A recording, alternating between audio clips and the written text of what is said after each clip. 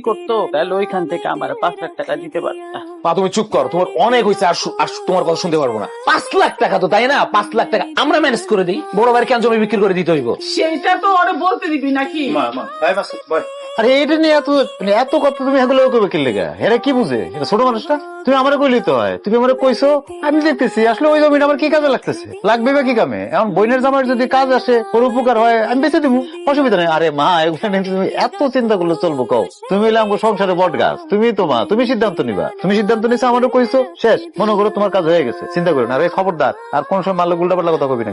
আরে আমার বড় ছেলে, ও আমার বড় ছেলে না, আমি ওর সাথে বুদ্ধি করতে পারি না, পরামর্শ করতে পারি না। তোরা সব কথার মধ্যে আমার খালি ধমকাধমকি করিস কেন? আচ্ছা মা, ওটা নিয়ে চিন্তা করো না, এটা হয়ে যাবে না।